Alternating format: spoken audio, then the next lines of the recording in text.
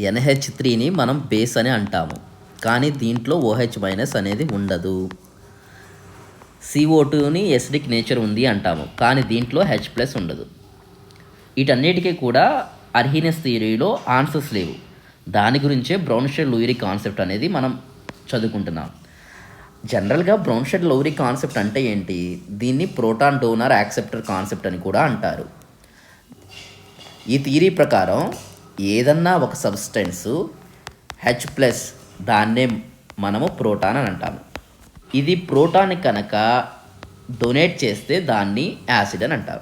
ఒక మాలిక్యూల్ కానీ, సబ్స్టెన్స్ కానీ, అయాన్ కానీ ఇటువంటి ప్రోటాన్ని యాక్సెప్ట్ చేసిందనుకోండి, దాంట్ని మనం ఏమంటాము? బేస్ అని పిలుస్తాము. అంతే, సింపుల్. ఎటువంటి వాటర్ ఉండదు, H+ OH- ఇలాంటి ఏమీ ఉండదు. సింపుల్ H+ డోనారు, H+ యాక్సెప్టర్, అంతే, సింపుల్. ఇక్కడ ఇంకొకటి ఇంపార్టెంట్ ఏంటంటే, మనం ప్రతిసారి H+ అంటాము. అంటే HCl అనేది H+ ఇస్తుంది కాబట్టి దీన్ని యాసిడ్ అని అంటాము. కానీ నిజంగా H+ ఇస్తుందా? H+ స్టేబులా? H+ అనేది చాలా స్మాల్ సైజులో ఉంటుంది. తర్వాత వీటి యొక్క చార్జ్ డెన్సిటీ అనేది కూడా చాలా ఎక్కువ ఉంటుంది. అంటే ఏంటి? ఇది అన్స్టేబుల్. మరి H+ ఎలా అంటాము అంటే, మనం ఏమంటున్నాము? HCl వాటర్లో ఉన్నప్పుడు H+ ఫామ్ చేస్తుంది. ఈ H+ అన్స్టేబుల్ కాబట్టి ఈ వాటర్ మాలిక్యూల్కి అటాచ్ అయ్యి H3O+ ఫామ్ చేస్తుంది. అంటే యాసిడ్ అంటే H3O+ అనేది ఇచ్చేది. ఇది నిజమైన యాసిడ్. ఓకే, మీకు ఒక క్లారిటీ వచ్చింది కదా? ఇప్పుడు HCl ఉంది.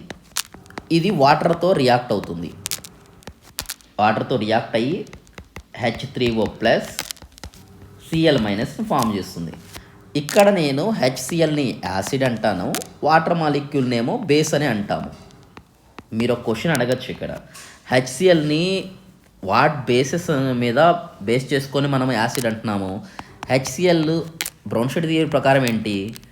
ఇది H+ ఇచ్చింది కదా, అంటే ఇది యాసిడ్. H2O HCl నుంచి ఒక H+ని యాక్సెప్ట్ చేసి H3O+ అయింది. అంటే ప్రోటాన్ని యాక్సెప్ట్ చేసేది కదా, అందుకే దీన్ని మనం బేస్ అని అంటాము. వన్ మోర్ ఎగ్జాంపుల్ చూద్దాం. ఇక్కడ NH3 + H2O. ఇక్కడ ఇది NH4 + OH- ఫామ్ చేస్తుంది. ఇక్కడ NH3ని నేను ఇక్కడ బేస్ అంటున్నాము, ఇక్కడ వాటర్ని యాసిడ్ అంటున్నాము. ఎలా అంటాము NH3ని బేస్ అని? NH3 NH4+గా మారింది. అంటే ప్రోటాన్ యాక్సెప్ట్ చేసింది కదా వాటర్ మాలిక్యూల్ నుంచి, అందుకే ఇది బేస్ అయింది. వాటర్ మాలిక్యూలు ఎలా మారింది? OH- మారింది. ఎలా? ప్రోటాన్ని డొనేట్ చేసి. అందుకే ఇక్కడ దీన్ని యాసిడ్ అంటాము. మీకు ఇక్కడ డౌట్ రావచ్చు, సార్ మీరు చెప్పేది ఇన్కరెక్టు, ఇక్కడ H2O అనేది బేస్ ఉంటుంది, ఇక్కడ H2O అనేది యాసిడ్ ఉంటుంది. ఒకే H2O యాసిడ్ బేస్ ఎలా అవుతుంది సార్? మళ్ళీ మీరు కన్ఫ్యూజ్ చేస్తున్నారు అని అంటున్నారు. అలా కాదు. ఇక్కడ అంటే H2O, మీకు ఒక డౌట్ వస్తుంది, సార్ ఇంతకీ H2O ఇది యాసిడా, H2O బేసా అని అంటుంది. ఆ క్వశ్చనే రాంగ్. ఎలా అనాలి అంటే, H2O యాసిడ్తో కనుక రియాక్ట్ అయినప్పుడు ఇది బేస్గా బిహేవ్ చేస్తుంది. H2O బేస్తో కనుక రియాక్ట్ అయితే అప్పుడు ఇది యాసిడ్గా బిహేవ్ చేస్తుంది. అంటే ఇది డ్యూయల్ బిహేవియర్, 2 టైప్స్గా బిహేవియర్ చేస్తుంది. ఇలా 2 టైప్స్గా బిహేవియర్ చేసే వాటిని మనమేమంటామంటే యాంపోట్రిక్ నేచర్ కలిగిన సబ్స్టెన్స్ అని అంటాము. So for example you can see H2CO3 ఉంది, కార్బోనిక్ యాసిడ్. ఇక్కడ దీన్ని ఒక H+ తీసేస్తున్నాను నేను, అప్పుడు HCO3- అనేది ఫామ్ అవుతుంది. ఓకే, నేను ఇక్కడ నుంచి ఇంకొక H+ తీసేస్తున్నాను ఇక్కడ, అప్పుడు ఇది CO3-2గా ఫామ్ అవుతుంది హియర్ కదా. కానీ ఈ CO3కి మళ్ళీ ఇంకో H+ యాడ్ చేస్తే HCO3గా మారుతుంది. దీనికి మళ్ళీ HCO3కి మళ్ళీ ఒక H+ యాడ్ చేసినట్లయితే H2CO3 మారుతుంది. అంటే ఇవి రెండు యాంపోట్రిక్ నేచర్ అనేది కలిగి ఉన్నాయి. అంటే యాంపోట్రిక్ అంటే ఏంటంటే డ్యూయల్ నేచరు, ఎసిడిక్ బేసిక్ 2 విధాలుగా బిహేవ్ చేసేదాన్ని డ్యూయల్ నేచర్ అంటారు. ఇంతే బ్రౌన్స్టెడ్ లూయిస్ బేస్ థియరీ. ఇక్కడ మనకి ఒక కొత్త కాన్సెప్ట్ అనేది చాలా important concept, that is called as a conjugate acid base pair theory. ఏంటిది ఇది కాంజుగేట్ యాసిడ్ బేస్ అంటే? చాలా సింపుల్. మీరు ఒక రియాక్షన్లో అబ్జర్వ్ చేశారో లేదో, హెచ్సిఎల్ అనేది సిఎల్ మైనస్ని ఫామ్ చేస్తుంది కదా. ఇక్కడ హెచ్సిఎల్ అంటే ఏంటి? యాసిడ్. తర్వాత H2O వాటర్, ప్రోటాన్ని కనుక తీసేసినట్లయితే ఇక్కడ OH మైనస్ని ఫామ్ చేస్తుంది ఒక్కదా. అంటే ప్రోటాన్ డోనర్ కాబట్టి యాసిడ్ రాసాం, కానీ ఇక్కడ నెగిటివ్ ఛార్జ్ ఉంది. అంటే ఇవి ఏంటి? Proton acceptor. వీటిని బేస్ అని అంటాము. కానీ ఇవి మామూలు బేస్ అని రాయకూడదు, ఎందుకంటే ఇది యాసిడ్ నుంచి ఫామ్ అయింది కాబట్టి వీటిని కాంజుగేట్ బేస్ అని అంటాము.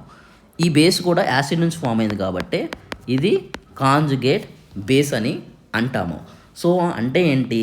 ఒక యాసిడ్లో H+ని గనక మనం రిమూవ్ చేసినట్లయితే ఇది కాంజుగేట్ బేస్ అనేది ఫామ్ చేస్తుంది.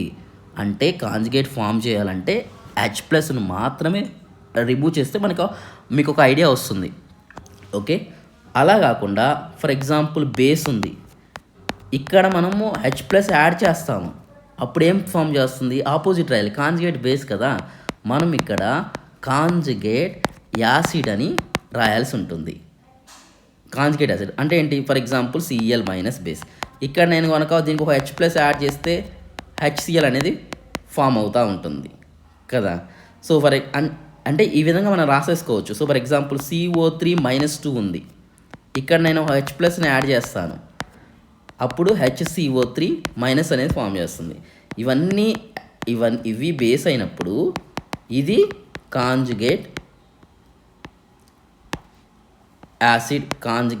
యాసిడ్ అనేది అవుతుంది. వీటి గురించి నేను సపరేట్గా ఒక వీడియో చేస్తాను. ఇక్కడ లౌరీ బ్రౌన్స్టెడ్ థియరీలో కూడా ఏమన్నా లోపాలు ఉన్నాయా? లోపాలంటే మన కెమిస్ట్రీ పరిభాషలో లిమిటేషన్స్. ఇది వచ్చేసరికి ఏంటంటే మన NH3 గురించి బాగానే ఎక్స్ప్లెయిన్ చేసింది, కానీ SO2 CO2 ఎందుకు ఎసిడిక్ నేచర్ ఉన్నాయో వాటిని ఎక్స్ప్లెయిన్ చేయలేకపోయింది. తర్వాత ఇవి ఓన్లీ ప్రోటోజెనిక్ సాల్వెంట్లో మాత్రమే వర్కౌట్ అవుతుంది. ఏంటి ప్రోటోజెనిక్ సాల్వెంట్ అంటే? ఇవి H+ని యాక్సెప్ట్ చేయడానికి చాలా ఇష్టపూర్వకంగా ఉంటాయి. ఏంటవి? వాటర్ కానీ ఆల్కహాల్ కానీ వాటిని ప్రోటోజెనిక్ అని అంటారు, ప్రోటోజెనిక్ సాల్వెంట్ అంటాం. వాటిలో మాత్రమే ఈ అనేది యాక్సెప్ట్ అవుతుంది. నాన్ ప్రోటోజెనిక్ అంటే ఏంటి? బెంజిన్ ఉంది, బెంజిన్లో మళ్ళీ ప్రోటాన్ రియాక్షన్ అనేది యాక్సెప్ట్ అవ్వదు, పాసిబుల్ అవ్వదు, అందుకే ఎక్స్ప్లెయిన్ చేయలేకపోయింది. తర్వాత కొన్ని ప్రోటాన్ ట్రాన్స్ఫర్ లేకుండా కూడా యాసిడ్ బేస్ రియాక్షన్స్ అనేది అవుతుంది. ఫర్ ఎగ్జాంపుల్ ఇది యాసిడ్, ఇది బేసు, ఇది ఎలా యాసిడ్ బేస్ అవుతుంది ప్రోటాన్ లేకుండా అనేది కూడా ఎక్స్ప్లెయిన్ చేయలేకపోయింది. ఇవన్నీ కూడా కొన్ని లిమిటేషన్స్. వాటి తర్వాత నెక్స్ట్ వీడియోలో నేను లూయిస్ బేస్ యాసిడ్ థియరీ కనుక అవి కూడా ఎక్స్ప్లెయిన్ చేస్తాను. దాని తర్వాత NEET IIT previous questions explain చేస్తాను.